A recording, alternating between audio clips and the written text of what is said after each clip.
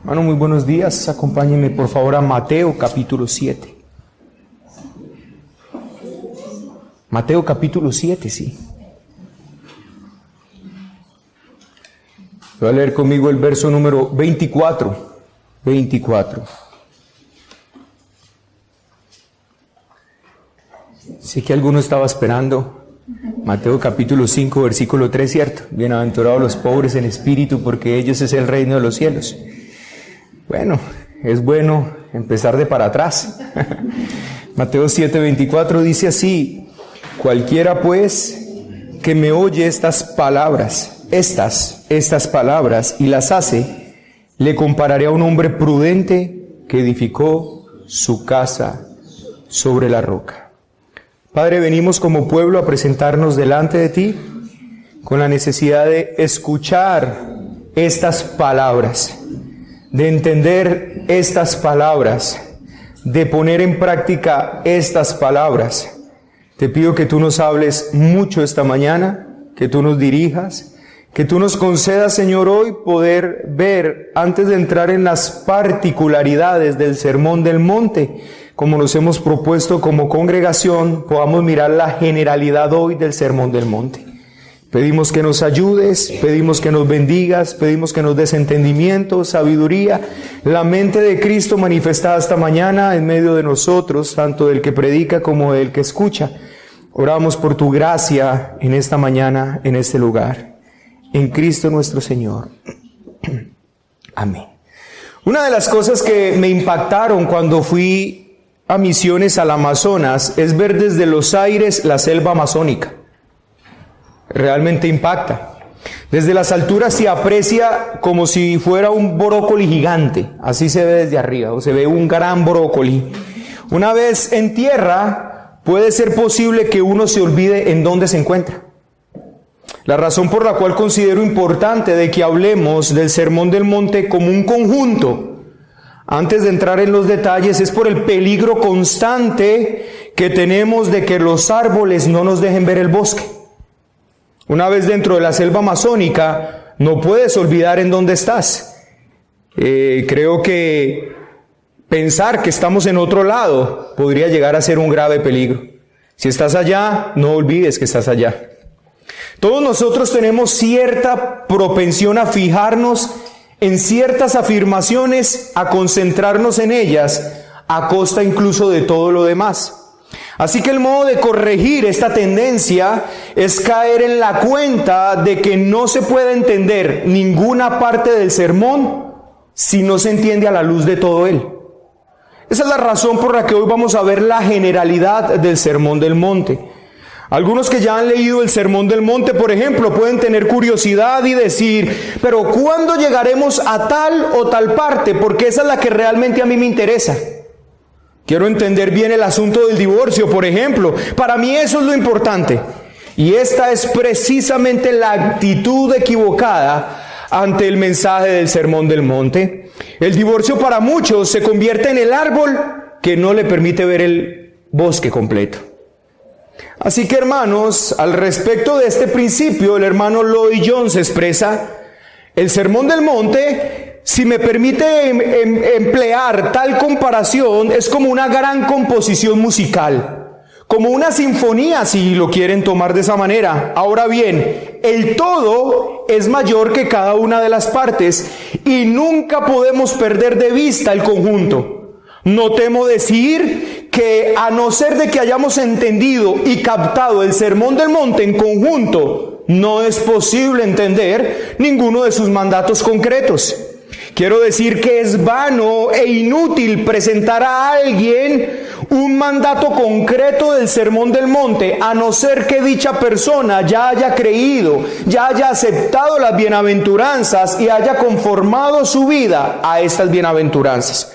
En otra palabra, lo que el hermano Lloyd Jones está diciendo: hermanos, tengamos mucho cuidado de perdernos en las particularidades del Sermón del Monte, porque eso es lo que ha pasado en esta época, y olvidarnos de lo que el Sermón del Monte de manera general nos quiere enseñar. Por esta razón que les acabo de decir, es que la aplicación social que vimos hace 8 días del Sermón del Monte a las necesidades modernas es una mentira completa y termina siendo una herejía, porque la totalidad del Sermón del Monte nunca tuvo la intencionalidad de ser un evangelio social. Y por esto se metieron en esa particularidad, y cuando entraron en esa particularidad, el árbol les impidió ver el bosque completo.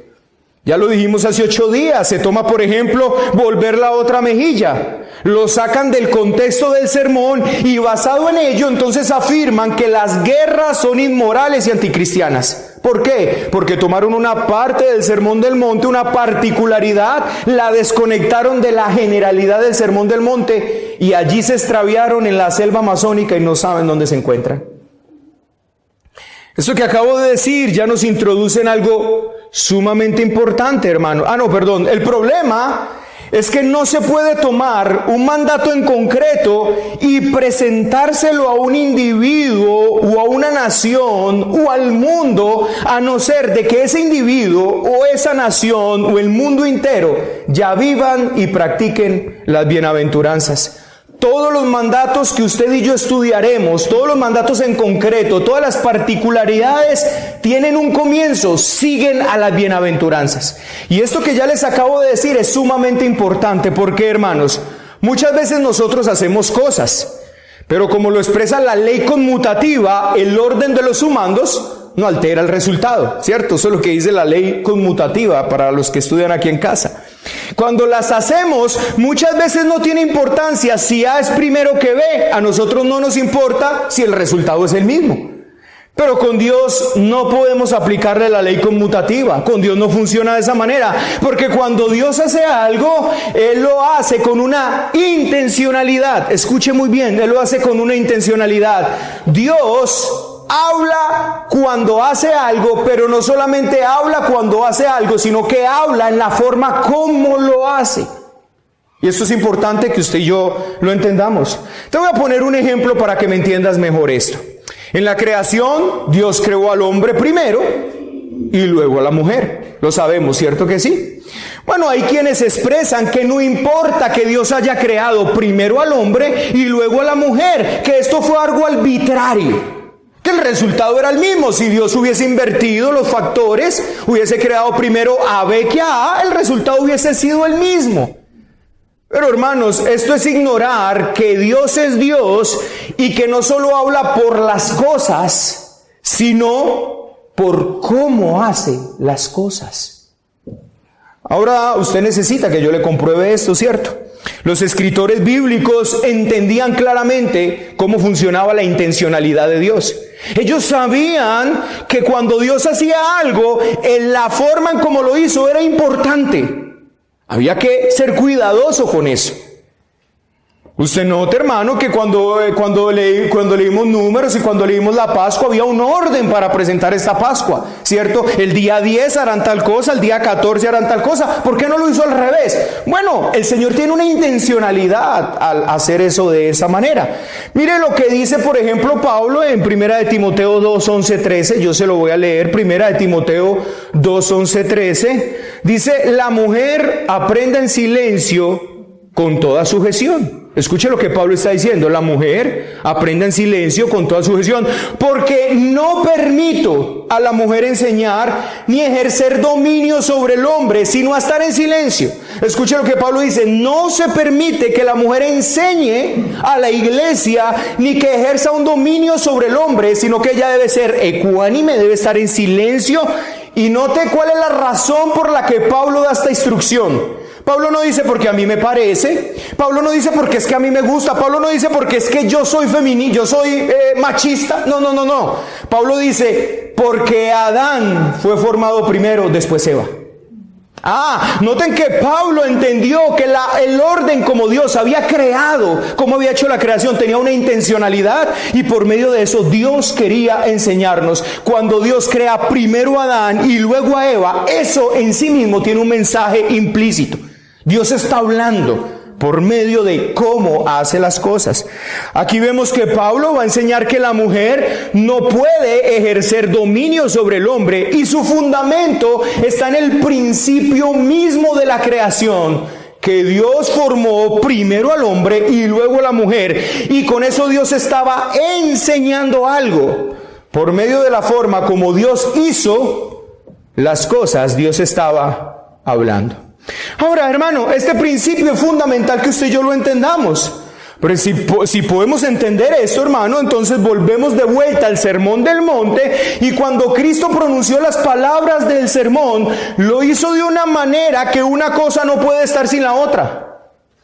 Cada palabra hace parte de un todo, y es necesario que tomemos cada particularidad del sermón y entendamos que hace parte de una generalidad que no podemos perder. El sermón comienza por donde comienza, no comienza por Mateo capítulo 7, verso 24. Hoy quise precisamente citarles ese texto. El que me oye estas palabras, no dice esta palabra, sino la suma de estas palabras. El que entiende la totalidad de estas palabras y las pone en práctica, yo lo voy a comparar con un hombre que edificó su casa sobre la roca. El sermón comienza por donde comienza, empieza por el principio, empieza por los bienaventurados.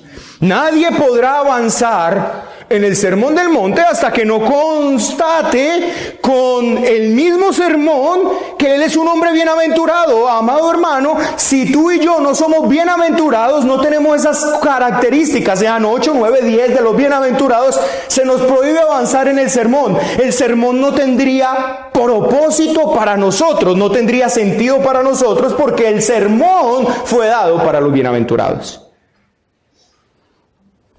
Hacerlo, seguir adelante, después de Mateo capítulo 5, versículo 13, hablarle a vosotros sois la sal de la tierra, si vosotros no sois bienaventurados, es fracasar. Fracasar. No podrá avanzar en la enseñanza del adulterio si primero no entiende la relación, cómo el bienaventurado está con la ley. No tiene sentido, hermanos, que él avance hasta el adulterio. Yo lo que necesito entender es si me puedo divorciar o no. No. Usted primero tiene que ser un bienaventurado para que pueda entender el divorcio. Y primero, después de ser un bienaventurado, va a entender cuál es la relación que un bienaventurado tiene con la ley para poder entender el divorcio. Y por eso, hermanos, es que lo que se llama iglesia cristiana hoy está vuelta una melcocha, donde uno se divorcia, donde otro se divorcia, donde todos se divorcian, donde se recasan, y hay una cantidad de cosas. ¿Por qué? Porque no entienden el sermón del monte. Así pues, hermanos, la forma como Jesús expresó el sermón tiene una intencionalidad. O sea, mis queridos hermanos, cuando usted y yo miramos, tenemos que decirnos: Señor, en el orden del sermón, ¿qué nos estás enseñando? Es un mensaje que desde el principio queda claro para quienes está dirigido. Los bienaventurados no aparecen al final, sino al comienzo. Y realmente, hermanos, a no ser de que tengamos una idea bien clara acerca de quiénes son estos bienaventurados, no vale la pena proseguir, no tenemos derecho a proseguir. Así que, amado hermano, ¿cuál es mi invitación? Dentro de 8 días vamos a empezar a analizar esos bienaventurados, quiénes son. Y más te vale a ti y a mí que nos cercioremos que lo somos, porque si no, de ahí en adelante, queridos hermanos, este sermón no sirve absolutamente para nadie, porque fue dado para ellos. Fue exclusivamente dado en el contexto de los bienaventurados. En este sermón hay una especie de secuencia lógica, y no solo esto, hay también un orden y secuencia espiritual. Nuestro Señor no dice estas cosas sin pensarlo, todo lo tiene premeditado. Se presentan ciertos postulados y de ellos se desprenden ciertas cosas, y nosotros necesitamos entender. Cuando Jesús dijo: yo no vine a abrogar la ley y los profetas, ese enunciado, de ahí se va a desprender una enseñanza importante. Si no entendemos ese enunciado, no podremos entender lo que se desprende de allí. Así que, hermanos, por esto es que usted y yo no debemos mandar a vivir un mandato concreto del Sermón del Monte a una persona si no estamos seguros de que es cristiana. Tú no llegues a una casa y dígale: hoy te voy a enseñar el Sermón del Monte, si tú no sabes si esa persona es cristiana. De nada sirve pedirle a alguien que no es cristiano que trate de vivir o practicar el sermón del monte. Esperar una conducta cristiana de quien no ha nacido de nuevo es una herejía. Hermano, esperar que vuestros familiares vivan el sermón del monte sin ser cristianos, eso no es más que una herejía. Las invitaciones del Evangelio en cuanto a la conducta, en cuanto a la piedad, en cuanto a la ética y en cuanto a la moralidad, se basan siempre en el presupuesto de que aquellos a quienes se les mandan estas cosas van dirigidas a personas espirituales que han nacido de nuevo. Así que entendamos una de las generalidades del Sermón del Monte. No está expresado para incrédulos. Está expresado para creyentes, para nacidos de nuevo, para personas espirituales. Este es el Sermón del Monte. No lo podemos sacar de esa generalidad. Si lo sacamos de esa generalidad, nos vamos a perder dentro del Sermón del Monte. Si analizamos las cartas del Nuevo Testamento, usted y yo nos vamos a encontrar con este mismo patrón. Primero doctrina, luego conclusiones doctrinales. Primero la doctrina, luego a lo que conduce la doctrina. Se proponen los grandes principios, se da una descripción de a quiénes son los que van dirigidos estos principios y luego, debido a esos principios, entonces se dice, usted vive así y se les exhorta a vivir de cierta manera. ¿Por qué? Porque son personas que han entendido lo doctrinal, que comprenden lo doctrinal, que están sumergidos dentro de lo doctrinal. Siempre tendemos a olvidar que todas las cartas del Nuevo Testamento no fueron escritas a paganos ni a impíos. Acuérdense, hermanos, que las cartas del Nuevo Testamento fueron dirigidas a cristianos. Y yo no sé por qué a veces perdemos esa vista. ¿Cierto? ¿Cómo empiezan siempre las cartas? Pablo, apóstol de Jesucristo, por la voluntad de Dios, a los santos en Cristo Jesús que están en Éfeso. ¿Sí ve? Pablo, apóstol de Jesucristo, por la voluntad de Dios, y el hermano Sóstenes a la iglesia tal. Pablo, siervo de Jesucristo, y Timoteo a la iglesia. Siempre está dirigido a la iglesia. Incluso las cartas personales, como la carta a Timoteo, la carta a Tito, la carta a Filemón, fueron cartas que se mandaron a personas cristianas. Incluso cuando Juan escribe la segunda carta a la tercera carta a su querido hermano Gallo, es a un hermano en particular. No fue escrita para mundanos, no fue escrito para impíos, fue escrita para la iglesia, para los creyentes. Este Sermón del Monte es exactamente igual, hermanos. Es una enseñanza que está dada para creyentes, para cristianos. Por eso empieza y pone el fundamento sobre quiénes son los que van a vivir ese Sermón del Monte. Tú tienes que asegurarte primero que eres un bienaventurado. Si no, vas a fracasar en esto. Entonces, hermanos, antes de entrar en los árboles particulares, no podemos olvidar que este mensaje fue escrito para gente como usted y como yo, que ya somos espirituales, para aquellos que tienen el poder de vivir el Sermón del Monte. Si a medida que usted y yo avanzamos, tú sientes, hermano, que si a medida que avanzamos, tú sientes esto, ¿cómo le serviría esto a mi hermana incrédula? Entonces, hermano, te perdiste en el bosque. Si a medida que avanzamos tú dices, uy, este mensaje lo tiene que escuchar mi tía tal, ella es tan pagana, debería escuchar esto, te perdiste en el bosque.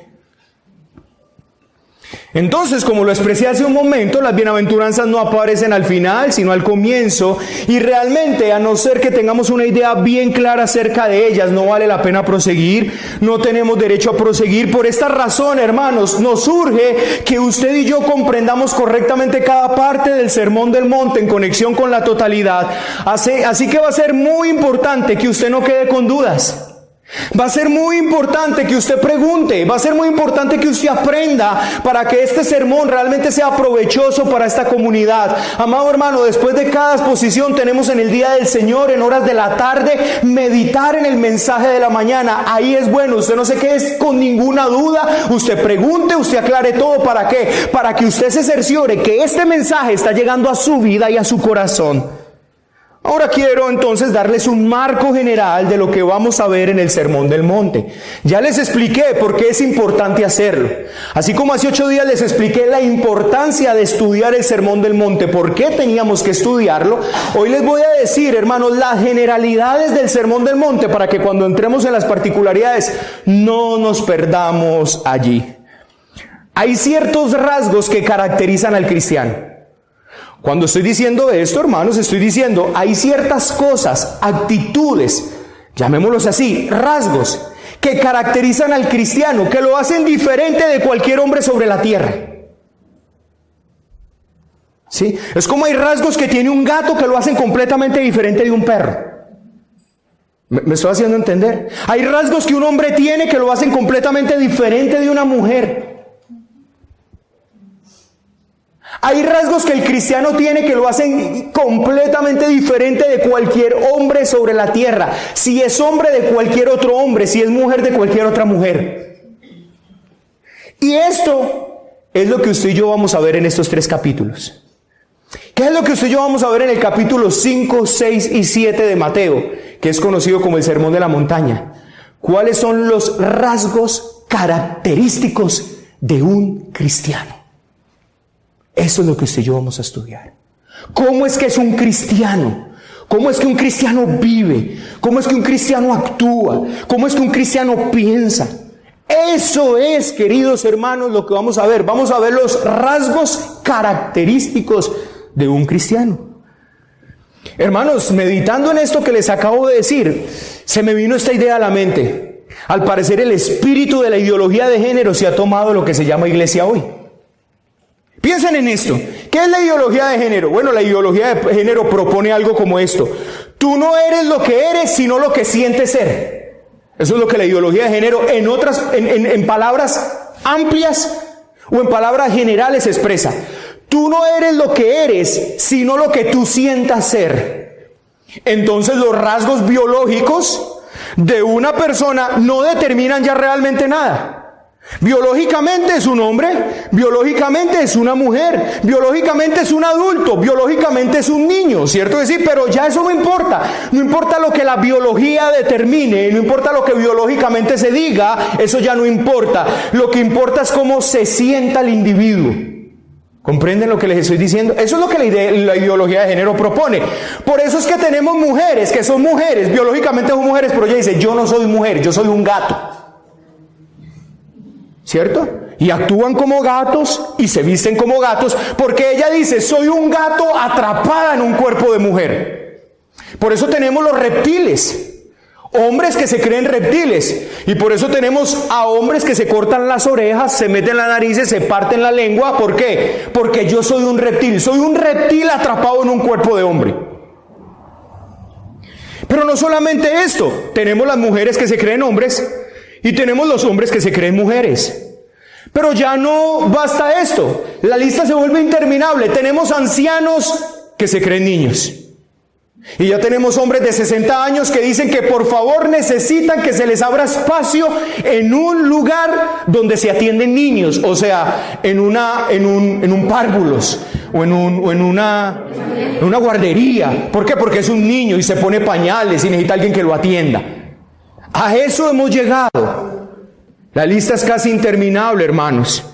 Pero como lo expresó un hombre no puede ser mujer. Y le preguntaron, ¿y quién lo dice? Bueno, su ADN, su biología. Por eso, mis queridos hermanos, los hombres tienen un rasgo que lo caracterizan como hombre, las mujeres tienen rasgos que los caracterizan como mujer. No importa lo que este impío Mr. España haya hecho con su vida, con sus genitales, con su cuerpo, no importa, él sigue siendo hombre y nunca podrá cambiar esa realidad. Ahora, pero parece que este espíritu se tomó a lo que se llaman iglesias evangélicas. Hoy tenemos una cantidad de mundanos carnales que ya no se ven mundanos carnales. No, yo me siento cristiano. ¿Sí lo comprenden que es el mismo espíritu? Es ese espíritu satánico mundano, donde hay una cantidad de congregaciones llenas de gente mundana, impía, pero yo no me siento así, yo me siento un cristiano. Y me lo respetas, porque si no me lo respetas, eres un retrógrado. Y si no me respetas ese pensamiento, que yo me siento un cristiano, eres un legalista, me estás poniendo normas. El mismo espíritu se metió dentro de las iglesias cristianas. Así que, hermanos, hoy quiero que usted sepa, le voy a dar 3 características que hacen que un cristiano sea cristiano y que lo diferencian de cualquier otro. Y eso lo vamos a ver, precisamente son 3, porque una usted lo va a ver en el capítulo 5, otra en el capítulo 6 y otra en el capítulo 7. Le voy a dar 3 características para que usted se evalúe su vida. Hoy no simplemente vamos a ver una generalidad, ay, qué bueno, y esto no va a tocar mi alma. No, hermano, hoy tu alma tiene que ser tocada. Hoy tú vas a tenerte que poner ante este espejo estas 3 características y mirar si tú eres un cristiano o la ideología de género llegó a tu vida porque eres un mundano carnal que no te sientes así, te sientes cristiano. Pero no lo eres. No tienes los rasgos que caracterizan a un cristiano, pero te sientes así. Y me lo respetan, porque si no me lo respetan son legalistas. En primera instancia, el hombre cristiano, la mujer cristiana, el niño cristiano, llámese como se llame, llámese si es niño, hombre, mujer, anciano, adulto, por necesidad, es un hombre que se preocupa en cumplir la ley de Dios. Escúchame lo que le estoy diciendo, hermano. Un cristiano tiene un rasgo característico. Él está completamente comprometido con la ley de Dios. En el sermón pasado vimos la tendencia absurda y fatal que hay de presentar la ley de Dios y la gracia como una antítesis, o sea, como un opuesto. Si tienes la gracia, no tienes la ley, y si tienes la ley, no tienes la gracia. Pero dijimos claramente, hermanos, no estamos bajo la ley, pero todavía observamos la ley. La justicia de la ley ha de cumplirse en nosotros, dice el apóstol Pablo en el libro de Romanos.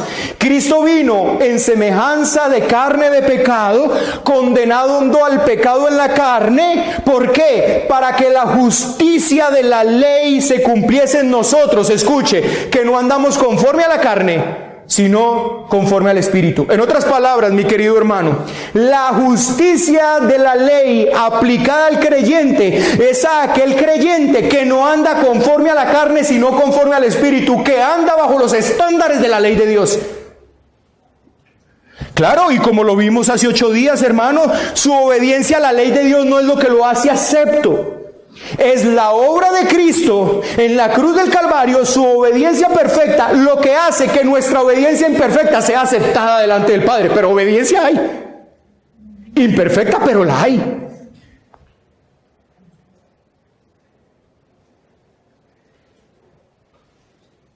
Ahora, espero que usted recuerde que no es un nonálogo, sino un decálogo. Espero que recuerde eso, hermano. Que no son 9, sino 10 los mandamientos. Y acuérdese que el 4º mandamiento empieza así. No dice, celebrarás el día de reposo, sino que dice, acuérdate del día de reposo que fue instituido desde el principio de la creación.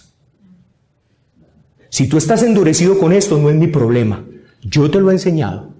Yo te lo he expresado desde aquí. Pero un cristiano genuino, que tiene las marcas de un verdadero creyente, está comprometido con vivir la ley moral santa de Dios. Así pues, el cristiano es alguien que se ocupa en vivir la ley de Dios, es alguien que desea cumplirla. Y aquí este sermón le recuerda a este cristiano cómo es que lo vive, cómo es que camina conforme a esta verdad.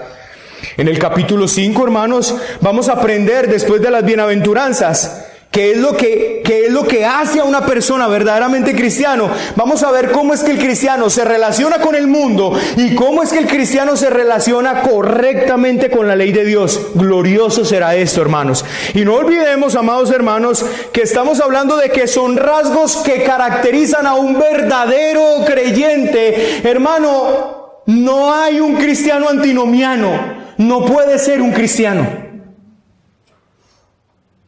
No sé lo que sea un cristiano antinomiano, no sé lo que sea, solo sé una cosa, que no es cristiano. O sea, cuando hablo de un cristiano antinomiano, es un cristiano que odia la ley de Dios, que no quiere nada, estamos libres de la ley de Dios. Nuestra ley ahora es la ley del amor. Amémonos los unos a los otros, porque esa es la ley de Cristo, es a la que estamos obligados a vivir, hermanos. Eso no es lo que enseña la Escritura. Un cristiano antinomiano, no sé qué será, pero no es un cristiano. En segundo lugar, uno de los hechos, así que en primer lugar, algo que caracteriza a un verdadero creyente es un amor genuino por la santa ley de Dios. Él ama esta ley, quiere vivir esta ley, quiere cumplir esta ley. Oiga, escuche, él sabe que no está bajo la ley. Él sabe que la ley ya no le condena. Él sabe que Cristo le salvó de la condenación que la ley traía sobre él a causa de la infracción. Pero él aún se deleita porque Cristo le ha dado un poder glorioso para vivir en esa santa ley que ya no le condena. Ahora, hermano, entonces escúcheme esto, porque así es como funciona. No estamos bajo la ley, sino bajo la gracia. Hago una pregunta: ¿cómo se enfrentó Cristo a la ley? Con un deleite de vivirla. La vivió, se gozó en ellas. Eso es lo que hace un cristiano que está bajo la gracia. Se deleita en la ley, se goza en ella, camina en la ley, le gusta la ley, porque la ley es el reflejo santo de su Señor. A medida que vive la ley, se parece más a su Señor. Por eso él no es enemigo de la ley. Un genuino cristiano no odia la ley, ama la ley, vive la ley y anhela obedecer la ley, aunque sabe que ella no le condena. Segundo, uno de los hechos esenciales más obvios acerca del cristiano es que es un hombre que siempre vive consciente de que está en la presencia de Dios. Hermanos, ¿qué caracteriza a un cristiano? Yo le voy a decir, ¿cuál es la diferencia de un cristiano? ¿Cuál es la marca que usted encuentra a un cristiano diferente a todo lo que vive el mundo? Que él sabe siempre que está en la presencia de Dios.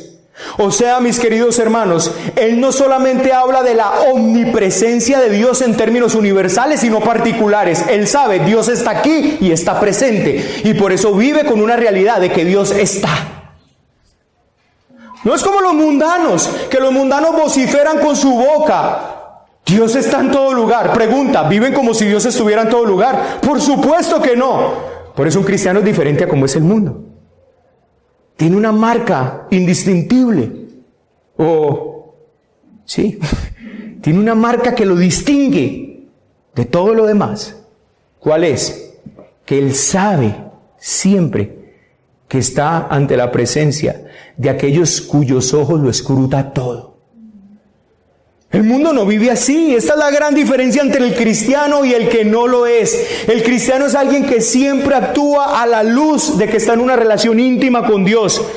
No es, por así decirlo, independiente. No, hermanos, es hijo de Dios, de modo que todo lo que hace, lo hace desde una perspectiva de agradar a Dios.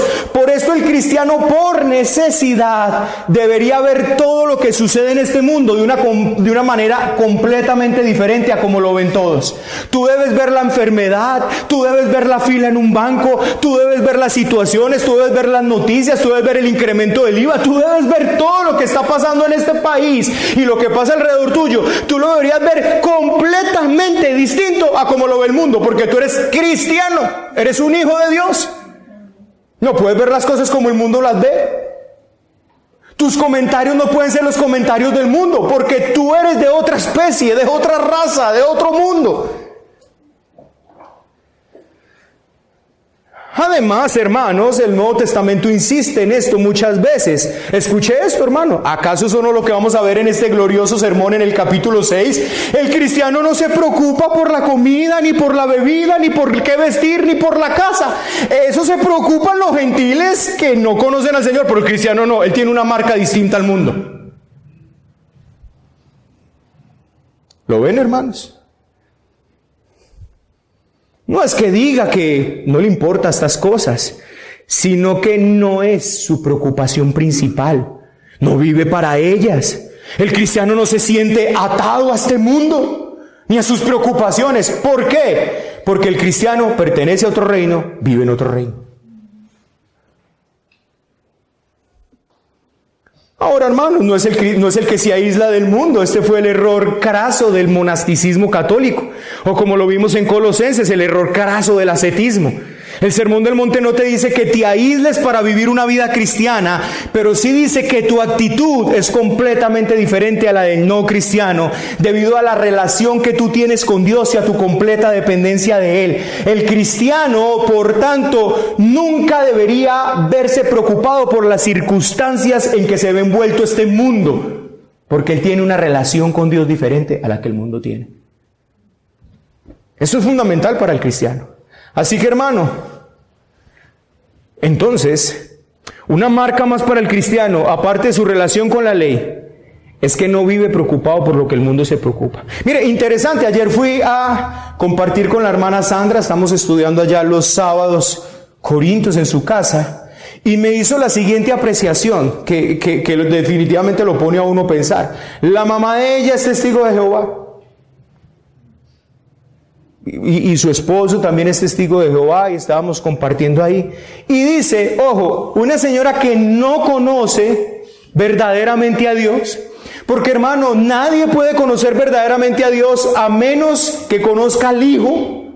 Porque la palabra de Dios dice, a Dios nadie lo vio jamás, pero el Hijo lo ha dado a conocer. Nadie que no tenga al Hijo puede tener al Padre. El que no tiene al Padre, el que no tiene al Hijo no tiene al Padre. Esto es esencial en la Escritura. Así que cualquier religión que no tenga a Cristo como su Dios, como su Señor, como su Salvador, no tiene tampoco al Padre. Así se llame testigo de Jehová y utilice la palabra Jehová. Pero ¿sabe qué es lo interesante? Que esta señora vive en un ranchito, que esta señora vive bajo situaciones precarias, y la hermana la llama y nunca se le queja. Nunca dice, no, esta situación tan difícil que estamos viviendo. Nunca se queja una persona que no conoce a Dios. Ahora yo le hago la pregunta, vosotros que decís que Dios del cielo es vuestro Padre, y por lo general, esta situación como está difícil, eso es lo que hace el mundo, no lo que hace un cristiano verdadero. Y claro, queda uno confrontado en cómo alguien que vive una falsa religión tiene una seguridad tan tremenda en su supuesto Dios, y cómo los que verdaderamente tienen la verdadera religión tienen una desconfianza tan tremenda en su Dios. Esto es para uno, dice, plop, de espaldas.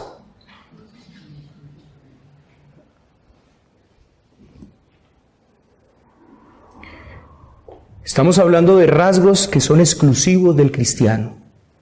Entonces, un cristiano mundano, preocupado por las cosas del mundo, no sé lo que es, pero no es cristiano. Con el primer punto dije, un cristiano antinomiano, no sé lo que es, pero no es cristiano.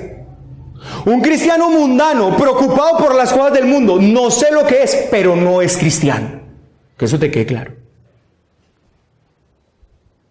Lo tercero es también verdadero y fundamental. El cristiano es alguien que siempre anda en el temor de Dios. No un temor pusilánime, hermanos, porque el amor perfecto excluye ese temor. No solo se acerca a Dios, como dice la carta a los hebreos, con temor y reverencia, sino que vive toda su vida de este modo. El cristiano es el único que vive en este mundo bajo la impresión de juicio. ¿Cómo así, hermano? ¿Usted cree que la gente de afuera vive pensando que un día lo van a juzgar? ¿Que un día será juzgado? ¿Usted cree que la gente mundana camina esta vida? Ay, sí, mañana le tendré que dar cuentas. Ay, si me muero. No. La gente no vive bajo una impresión de juicio. Pero el cristiano es el único que vive en este mundo bajo una impresión de juicio.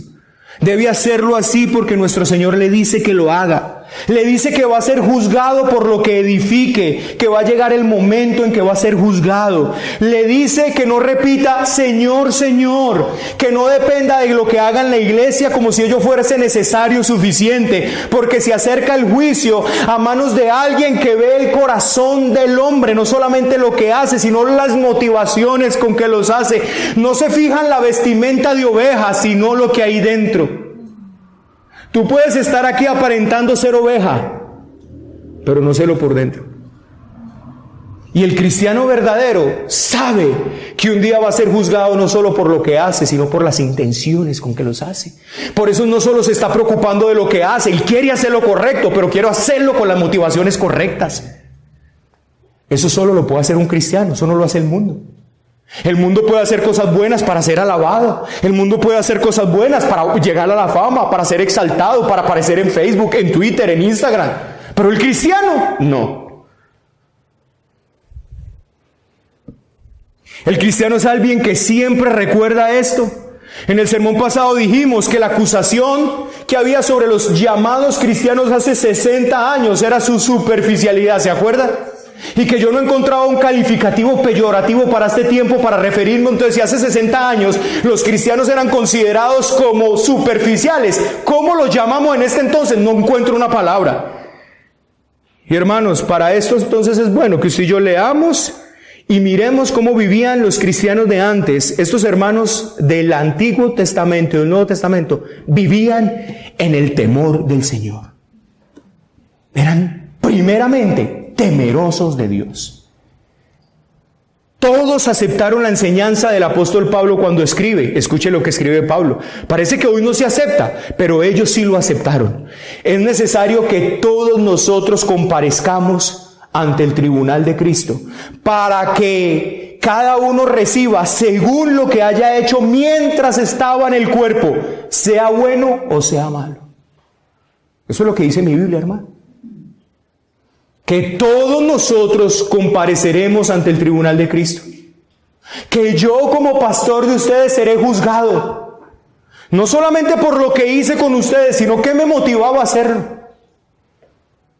Cuando tuve temor al hombre, cuando por miedo a que se fuera de la congregación no le exhorté como era. El Señor está viendo todo eso y debe haber una expectativa sobre cada hombre de Dios de que tendrá que dar cuenta por eso.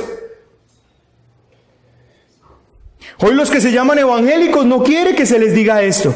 En estos días, el hermano Juan Pablo compartió o publicó en Facebook el escrito del hermano Héctor sobre descubriendo el pecado. ¿Recuerdan el texto de descubriendo el pecado? Tomado de Proverbios, donde dice: el que encubre su pecado no prosperará, mas el que lo confiese y se aparta alcanzará misericordia. Bueno, el hermano, un texto muy bíblico, muy centrado en la escritura, el hermano Juan Pablo lo publicó, a lo que un llamado cristiano le dijo lo siguiente, le puso en un comentario: Jesús no nos recuerda el pecado, Satanás sí.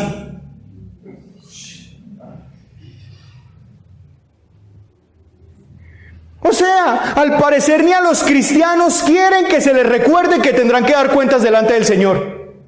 Hermano, tú sí sabes que por ese pecado oculto que tienes en este momento que no has confesado y del cual no te has apartado, darás cuenta al Señor. ¿Sabes que un día estarás ante la luz en lo que todo será expuesto? Y más te vale, hermano, que pases una vergüenza aquí delante de tus hermanos y no que seas avergonzado en el día en que todos nosotros tendremos que dar cuenta delante del Señor. ¿Saben que eso es así? Ah, no, el juicio es solo para los que no conocen del Señor. No, hermano, déjeme, yo le recuerdo que dice Pedro: el juicio empieza por casa. Pero parece que los cristianos no quieren que se les recuerde eso. Es necesario que todos comparezcamos ante el tribunal de Cristo, conociendo pues el temor del Señor. Juicio se acerca y va a comenzar por la casa de Dios. Y claro, es lógico, hermanos, si usted y yo decimos que somos columna y baluarte de la verdad, que somos la casa del Dios vivo, y como veíamos hace 8 días, si la santidad conviene a la casa, entonces es necesario que el juicio empiece por casa. Así que toda la sección final del Sermón del Monte insiste en estas ideas. Siempre debemos andar y vivir desconfiando de nuestra carne, de nosotros mismos, sabiendo que tenemos que comparecer ante Dios y ser juzgados por Él. Es una puerta estrecha, es un camino estrecho que conduce a la vida, a la verdadera vida. Entonces, para resumir aquí, hermanos, tenemos que el Sermón del Monte vamos a aprender cuáles son los rasgos característicos de un cristiano. Veremos de manera particular 3, uno en cada capítulo: nuestra relación con la ley, nuestro caminar en este mundo que puede ser dividido de 2 maneras, o sea, la diferente manera como nosotros nos preocupamos, diferente a de lo que el mundo se preocupa. El mundo no se preocupa por su alma, el cristiano se preocupa por su alma. El mundo se preocupa por su cuerpo, se preocupa por su casa, se preocupa por su comida, se preocupa por estas cosas. El cristiano se preocupa por vivir una vida agradando al Señor. Y la forma en como el cristiano anda en el temor del Señor, en todo lo que hacemos y en todo en lo que andamos.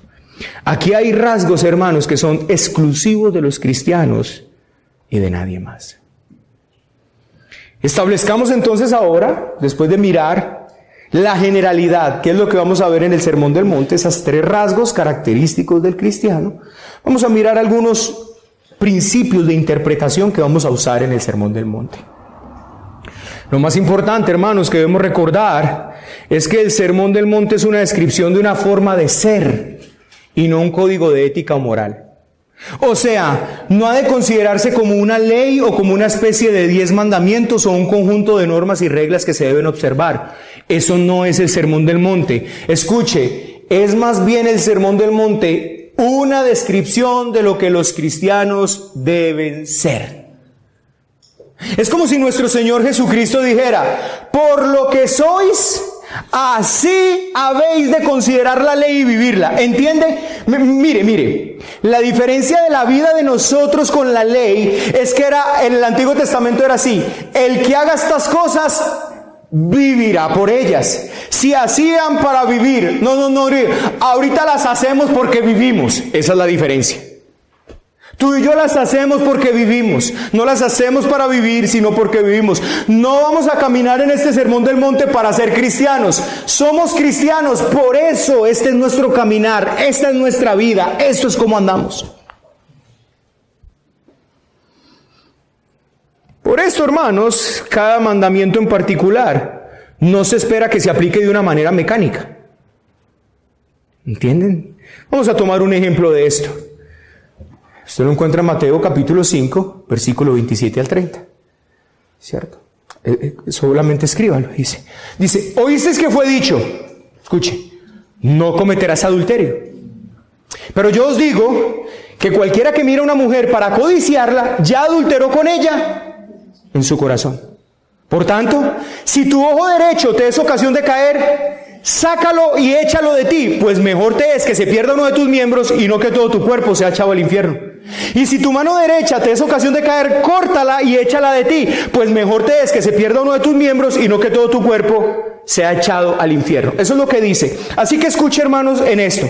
Aquí podemos ver un ejemplo de que la primera parte nos lleva más allá de lo físico. Escuche, oíste que fue dicho, no cometerás adulterio, pero yo os digo que cualquiera que mira a una mujer para codiciarla, ya adulteró con ella en el corazón. Va más allá de lo físico, ¿sí ves? Va mucho más allá del acto carnal. El principio así lo dice.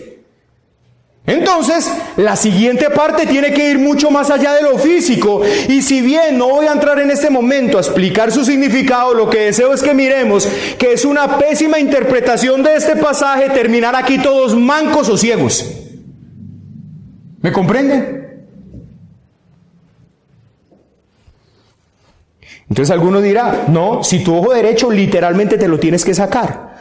Bueno, ¿cuál es el problema? Que el Señor empieza no por un literalismo. El Señor empieza diciendo: no cometerás adulterio. Pero yo os digo que cualquiera que mira a una mujer para codiciarla, ya adulteró. Va más allá de lo físico.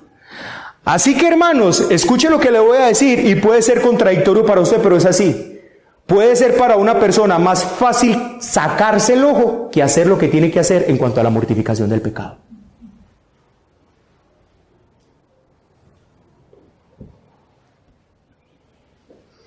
Y no lo digo realmente porque tenga miedo de sacarme un ojo o cortarme una mano, sino que sería ridiculizar el Sermón del Monte. La gente lee este sermón y dice, por ejemplo, tomemos este mandato: al que quiera ponerte pleito y quitarte la túnica, déjale también la capa. Si lo hiciéramos así, de manera literal, sin evaluar lo general del Sermón del Monte, nadie quedaría con nada en el ropero. Esta no es la norma como se debe considerar estos mandatos. Lo que se inculca es esto, hermanos: debemos de tener tal convencimiento como cristianos que bajo ciertas circunstancias y condiciones yo estoy dispuesto incluso a hacer eso, a entregar la capa, a ir 1 kilómetro más. No se trata de una regla rígida que hay que aplicar, sino que si es tal la voluntad de Dios y es para su gloria, un cristiano está dispuesto hasta las últimas consecuencias, como sacarse un ojo y arrancarse una mano. A veces no es fácil hacer una relación entre lo general y lo particular. O sea, cómo cada una de estas enseñanzas particulares se relacionan de manera general con el Sermón del Monte, con el espíritu del Sermón del Monte. Así que traigo aquí de nuevo al hermano Lloyd Jones porque él tiene una forma muy particular de explicar esto. Dice: la relación de un mandato concreto con la vida entera del alma es la relación, creo, del artista con las normas y leyes concretas que rigen lo que hace. Yo se lo voy a explicar más adelante, pero por el momento escuche e intente entenderlo. Tomemos, por ejemplo, el campo de la música. Un artista puede tocar una pieza muy inspirada en forma muy exacta. Quizá no cometa ni un solo error, y con todo eso decirse con verdad que no tocó la sonata Claro de Luna de Beethoven. Tocó las notas correctamente, pero no era la sonata. ¿Qué hizo pues? Tocó en forma mecánica las notas exactas, pero el alma y la verdadera interpretación estuvieron ausentes. No hizo lo que Beethoven quiso y pretendió. En esto, creo, consiste la relación entre el todo y las partes. El artista, el verdadero artista, siempre actúa en forma correcta, claro que sí. El artista más genial no puede permitirse el lujo de prescindir de las reglas y normas, pero no es lo que lo hace grande, es algo extra, la expresión, el espíritu, es la vida, es el todo que sabe transmitir. Aquí tenemos, me parece, la relación de lo concreto con lo general del Sermón del Monte. No se puede divorciar, no se pueden separar. El cristiano se fija más en el espíritu, se preocupa también por la letra, pero no se preocupa tan solo de la letra, ni nunca debe pensar en la letra aparte del espíritu. ¿Qué es lo que está diciendo el hermano? Hermanos, aquí hay letra, pero detrás de esta letra hay un espíritu. Y usted y yo no podemos apartarnos ni de la letra ni del espíritu. Tenemos que hacer que esto mantenga en una consonancia perfecta. Señor, ¿cuál es el espíritu de esto? ¿Qué es lo que tú esperas con aquellos que tú les dices, si tu ojo derecho te es ocasión de caer, sácalo? ¿Qué es lo que tú esperas que ellos hagan? No puede ser algo tan simplemente trivial como sacarse el ojo y ya. Hay un espíritu detrás de esto, va mucho más allá, es más espiritual, es más grande que eso. No es la simpleza de cortarme una mano y ya, por lo más duro que esto parezca. Necesito entender el espíritu. Eso es lo que usted y yo vamos a hacer. No se trata entonces, hermanos, que cuando terminemos, nosotros todos acá digamos, literalmente, al pie de la letra, cumplimos el Sermón del Monte, pero lejos del espíritu de él.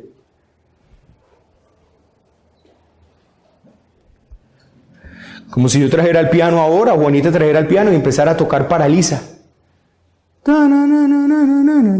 Y le suene.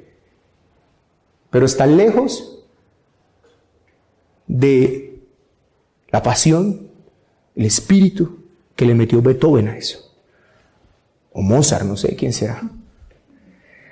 Entonces, hermanos, si consideramos cualquier mandato concreto de este sermón como imposible, una vez más lo estamos interpretando de manera equivocada. ¿Sí ves? Si usted al enfrentarse al Sermón del Monte usted dice, esto es imposible vivirlo, ahí ya usted puede decir, estoy interpretándolo mal. ¿Sí entienden? Si usted dice, ¿quién puede vivir esto? Ahí ya lo estás interpretando mal. Lo voy a decir de otra manera, hermano, nuestro Señor nos enseñó estas cosas y espera que usted y yo la vivamos.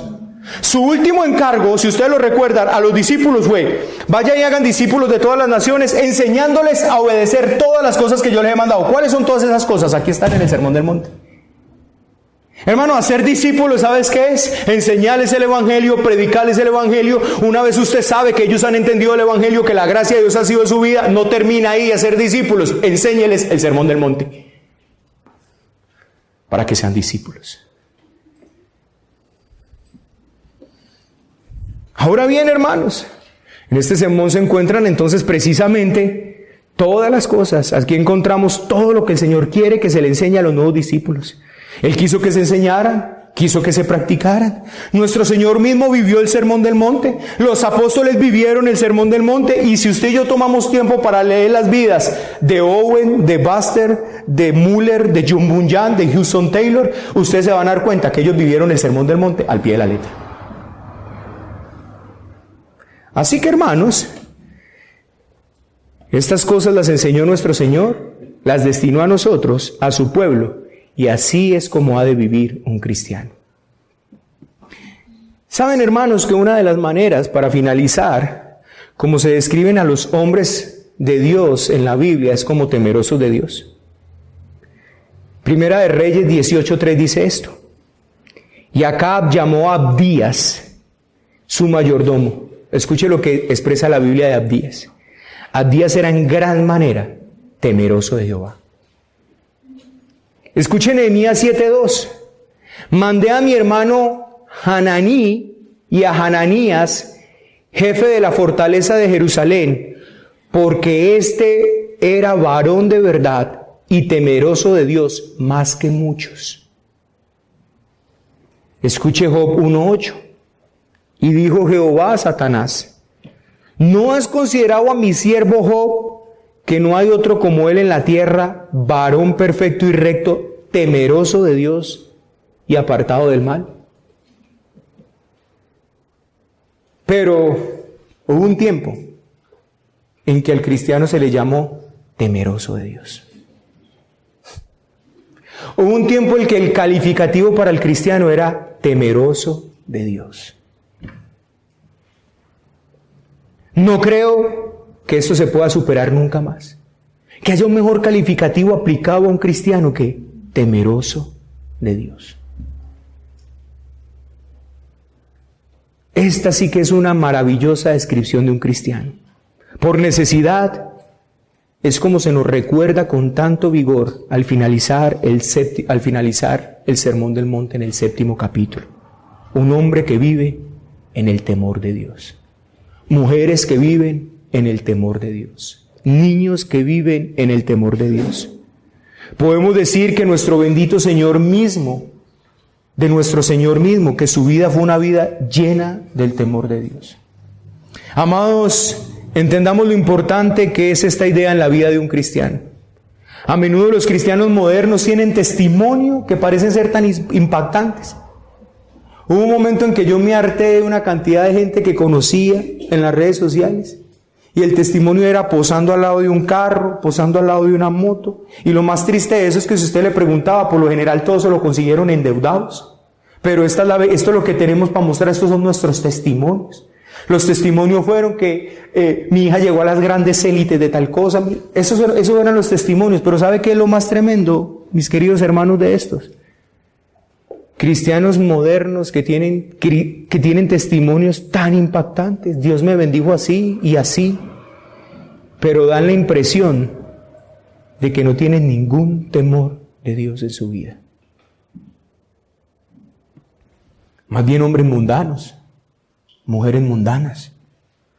Por tanto, no solo debemos tomar los mandatos por tanto, nosotros, hermanos, no solamente debemos tomar los mandatos del sermón con seriedad, también debemos de comprobar nuestra interpretación concreta a la luz de los principios que hemos visto.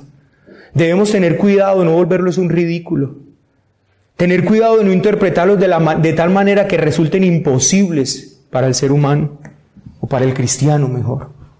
Esta es la vida a la que usted y yo somos llamados.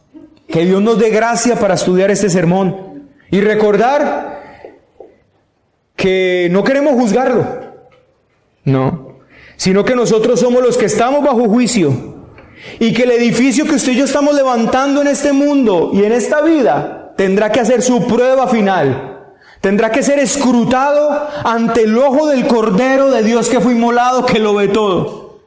Y al respecto de esto les predicaré en la tarde. Así que, hermanos,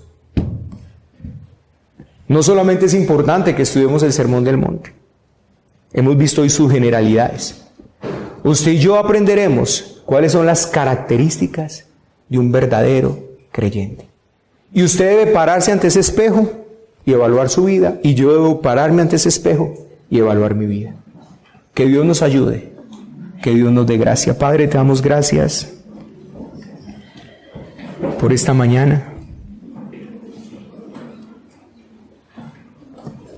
Te damos gracias por tu misericordia, queriéndote, Señor, pedir que nos bendigas, que nos ayudes, Que prospere, Señor, nuestro entendimiento y nuestro estudio de este sermón que comenzaremos, si tú así bien lo destinas o lo tienes destinado dentro de 8 días. Padre, para que podamos ser primero esos bienaventurados y después para que podamos vivir verdaderamente como los creyentes viven, como siempre han vivido nuestros hermanos, como nosotros deberíamos vivir. Padre, a ti sea toda la gloria.